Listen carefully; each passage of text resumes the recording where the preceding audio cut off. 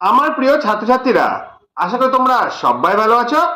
যেমন তোমাদের বলেছিলাম, তোমাদের পরীক্ষার আগে একটা রোড ম্যাপ তৈরি করে দেবো। কিভাবে পড়বে, কখন পড়বে, কোন বিষয়ে বেশি ফোকাস দিতে হবে, সেই সব নিয়ে আলোচনা করতে আজকে ভিডিওটা শুরু করছি। দেখো, যদি কাজের মনে হয় লাইক কমেন্ট শেয়ার করবে। চ্যানেল যদি নতুন থাকো, চ্যানেলটা সাবস্ক্রাইব করে পাশে থাকা বেল আইকনটা বাজিয়ে দেবে, যাতে আমার তৈরি পরবর্তী ভিডিওগুলো সবার আগে তোমার কাছে পৌঁছায়। চলো, রোড ম্যাপ সম্পর্কে একটুখানি আইডিয়া নিয়ে নিই। দেখো, এইখানে তোমাদের 2026 সালে পরীক্ষার একটা সূচি তোমাদের বলে দিচ্ছি। যেমন তোমরা জানো, 2রা ফেব্রুয়ারি থেকে তোমাদের পরীক্ষা শুরু হচ্ছে। 2026 সালের 2রা ফেব্রুয়ারি তোমাদের পরীক্ষা শুরু হচ্ছে।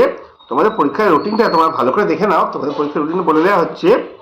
প্রথম দিন যেটা থাকবে প্রথম ভাষা মানে বাংলা, ইংরেজি, এগুলো যাদের আছে প্রথম ভাষা থাকতে পারে। আচ্ছা, তারপরে 3রা ফেব্রুয়ারি থাকবে তোমাদের দ্বিতীয় ভাষা। কারোর ক্ষেত্রে ইংরেজি, বাংলা বা নেপালি, যেরকম হবে দ্বিতীয় ভাষা থাকবে। তার 2 তারিখ হয়ে গেল, 3 তারিখ হয়ে গেল। তারপরে 6 তারিখ, 6 ফেব্রুয়ারি রয়েছে ইতিহাস, 7 ফেব্রুয়ারি রয়েছে তোমাদের ভূগোল, 8 ফেব্রুয়ারি থাকবে গণিত। তারপরে 9 তারিখে ছুটি আছে, 10 ফেব্রুয়ারি হবে ভৌত বিজ্ঞান, 11 ফেব্রুয়ারি জীবন বিজ্ঞান, আর 12 ফেব্রুয়ারি ঐচ্ছিক বিষয় আর এডিশনাল সাবজেক্ট যারা যারা নিয়েছ তাদের এই পরীক্ষাটা থাকবে। এখন তোমাদের এই পরীক্ষা হবে 2026 সালের ফেব্রুয়ারি মাসে। তার আগে একটা বড় পরীক্ষা আছে, সেটা হচ্ছে তোমাদের টেস্ট পরীক্ষা। সম্ভবত নভেম্বরের ফার্স্ট উইক করে টেস্ট পরীক্ষা হয়ে যাচ্ছে। এবার আমাদের হাতে কতটা সময় থাকছে? আমাদের হাতে সময় থাকছে জুলাই, আগস্ট, সেপ্টেম্বর, অক্টোবর, এই 4 মাস আমাদের সময় থাকছে। 4 মাসে আমরা কেমন ভাবে পড়বো তার একটা প্ল্যানিং আমাদের করে নিতে হবে। ঠিক আছে? আর কি কি বিষয় নিয়ে আমরা আলোচনা করব সেটা একদম ভালো করে তোমাদের জেনে নিতে হবে। প্রথমে তোমরা জানবে সিলেবাস সম্পর্কে। ঠিক আছে? যে কোনো সাবজেক্ট তোমরা পড়তে যাও, প্রথমে আমাদের WBSE সিলেবাস যে ওয়েবসাইট রয়েছে, সেই ওয়েবসাইট থেকে তোমরা সিলেবাস সম্পর্কে সম্পূর্ণভাবে একটা সঠিক জ্ঞান তোমাদের থাকা দরকার। কারণ আমরা কি পড়ছি, সিলেবাসটা কি আছে। অনেক সময় অনেকে সিলেবাস ছাড়া কিন্তু অনেক বেশি পড়ে নেয় বা অনেক সিলেবাস কভার করতে পারে না। ওটা সিলেবাসটা আগে তোমাদের জানা দরকার আছে। সেকেন্ড পয়েন্ট হচ্ছে, কখন কি পড়বে না পড়বে তার জন্য একটা প্ল্যানিং করে নেওয়া দরকার। হঠাৎ করে দেখা গেল আমি আজকে ঘুমতে ঘুরতে দেরি করলাম, তাহলে আমার আজকে 2-3টে সাবজেক্ট পড়া হলো না, এরকম যেন না হয়। প্রত্যেক দিনের শিডিউল থাকবে, কোন কোন সময় কি কি পড়া দরকার সেটা একটা রোড ম্যাপের মধ্যেই থাকবে। তারপরে হচ্ছে কি, দেখো, মূল ধারণাগুলির উপর বিশেষ নজর দেওয়া দরকার। বিষয়বস্তু, ধরো কোনো একটা অঙ্ক তুমি করে ফেললে কিন্তু সেটা বুঝলে না, সেটা দরকার নেই। কিন্তু তোমরা অঙ্কটা যদি বুঝতে পারো, অঙ্কটাকে যেন মনে হয় এটা আমার প্রবলেম, তাহলে তোমরা অঙ্কটাকে সলভ করতে পারবে। সেই জন্য কনসেপ্টটা তোমাদের যেন ক্লিয়ার থাকে, এই বিষয়ে তোমরা অবশ্যই নজর রাখবে।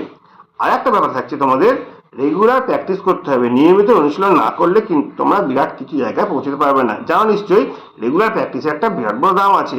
দিনের মধ্যে নির্দিষ্ট সময়ে প্রত্যেক দিন প্রত্যেকটা বিষয় নিয়ে পড়তে হবে, এটা কিন্তু মূল মন্ত্র। রোড ম্যাপের একদম মূল মন্ত্র হচ্ছে প্রতিদিন প্রতি বিষয় তোমাকে পড়তে হবে। সময় হতে পারে 1 ঘন্টা, হতে পারে আধ ঘন্টা, হতে পারে 20 মিনিট, কিন্তু প্রত্যেকটা দিন প্রত্যেকটি বিষয় তোমাদের টাচ করে যেতে হবে। তা না হলে কিন্তু তোমরা অনেকটাই পিছিয়ে পড়বে। এই প্র্যাকটিসটাই কিন্তু বিরাট বড় দরকার। প্রয়োজনে তোমরা সাহায্য নেবে। যখন যখন পড়তে পড়তে তোমাদের কোথাও সমস্যা হয়ে যাবে, তোমরা বিভিন্ন ইউটিউব চ্যানেল থেকে, আমার এই চ্যানেলে তোমার সমস্ত কোশ্চেন অ্যান্সার পেয়ে যাবে, বা কোনো স্যার ম্যাডামের কাছে গাইড নিতে পারো। যেরকম ভাবেই হোক তোমাদের কিন্তু, মানে কি বলতে চাইছি, অর্ধেকটা বুঝলাম না, ধোঁয়াশার মধ্যে আন্দাজে করে নিলাম, এরকম ভাবে কিন্তু পড়াশোনা করলে হবে না। যেখানে যেখানে অসুবিধা আছে, যতটুকুই অসুবিধা হোক না কেন, সেটা তোমাদেরকে ক্লিয়ার করতে হবে। তা না হলে কিন্তু বড় কিছু রেজাল্ট আশা করা সম্ভব নয়। তারপরে পয়েন্ট হচ্ছে, আমরা তো পড়াশোনা করছি, অনেকে অনেক বেশি চাপ নিয়ে নেয়। চাপ নিলে কি হয়, তার মেন্টালি প্রেশার পড়ে যায়। মেন্টালি প্রেশার পড়লে তারা ভালো করে পড়াশোনা করতে পারে না। তাই জন্য আমাদের মনকে আর শরীরকে সুস্থ রাখতে হবে। তার জন্য পরিমাণ মতো জল খেতে হবে, সময় মতো খাবার খেতে হবে, এবং সঠিক সময় ঘুমাতে হবে। দেখো, ঘুম না হলে কিন্তু আমাদের বিরাট কিছু আশা করাও যায় না। ঠিক আছে? তারপরে হলো কি, নিজেকে মাঝে মধ্যে পরীক্ষা দিতে হবে। পরীক্ষা যখন তুমি দেবে, তখন তুমি বুঝতে পারবে কোন পজিশনে ছিলে, কোন পজিশনে যাচ্ছ। আগে হয়তো 60%, 80% নম্বর তুলতে পারতে না, এখন দেখা যাচ্ছে 60%, 80% নম্বরের আনসার তোমরা দিতে পারছো। এইভাবে নিজেকে তোমরা বুঝতে পারবে যে আমি কতটা ডেভেলপ হলাম কিংবা আমি পিছিয়ে পড়লাম। এটা মাঝে মধ্যেই তোমাদের কিন্তু পর্যালোচনা করতে হবে। পরীক্ষার মাধ্যমে তোমাদের এই জায়গায় আসতে হবে। আর একটা রয়েছে কি, পরীক্ষার ফরম্যাটের সঙ্গে পরিচিতি। দেখো, কোনো একটা সাবজেক্টের কটা এমসিকিউ আছে, কটা শূন্যস্থান পূরণ আছে, কটা ট্রু ফলস থাকে, কটা ম্যাচিং থাকে, এই যে প্যাটার্নটা, এই প্যাটার্ন সম্পর্কে তোমাদের অবশ্যই সঠিক ধারণা থাকতে হবে। ঠিক আছে, অফিসিয়াল যে ওয়েবসাইট আছে, অফিসিয়াল ওয়েবসাইটে মাঝে মাঝে তোমাদের ভিজিট করতে হবে। পরীক্ষার রুটিন যদি চেঞ্জ হয়ে যায় বা অন্য কোনো তথ্য যদি দেওয়া থাকে, সেগুলো তোমরা যেন অবশ্যই ওখান থেকে নোট ডাউন করে নিতে পারো। ঠিক আছে, সব থেকে বড় ব্যাপার হলো নিজের প্রতি একটা আস্থা রাখতে হবে, আর সবসময় একটা পজিটিভ অ্যাটিটিউড নিয়ে তোমাদের কাজকর্ম করতে হবে। তাহলেই দেখবে তোমরা খুব সহজেই তোমাদের কাজটা শেষ করতে পেরেছো।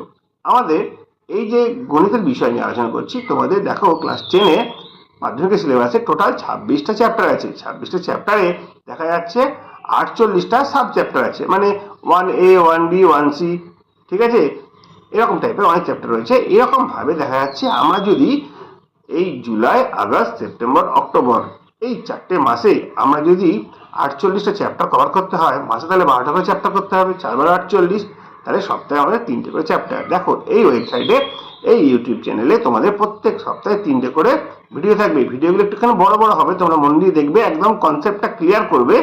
যদি বুঝতে না পারো আবার চালিয়ে সেটা দেখতে পারো। দেখো অনলাইন আর অফলাইনের মধ্যে এটা সুবিধা আছে, তুমি কোথাও পড়তে গেলে স্যার পড়ালেন, ম্যাডাম পড়ালেন, তোমরা চলে এলে, ঠিক আছে, কিন্তু এইখানে যেটা হচ্ছে আমি একটা ভিডিও আপলোড করে দিচ্ছি, সেটা তুমি পরবর্তীকালে যতবার খুঁজি ততবার দেখতে হবে। যেখানে বুঝতে পারবে না অবশ্যই কমেন্ট করবে, প্রত্যেক কমেন্টের আমি উত্তর দেবো, নিশ্চিন্ত থাকো। বুঝতে না পারলে আমি সেইটুকু বিষয় নিয়ে আলাদাভাবে ভিডিও বানিয়ে দেবো। যার যেখানে যতটুকু সমস্যা আছে অবশ্যই আমাকে জানাবে, সেটা নিয়ে আমি আলাদাভাবে কাজ করবো।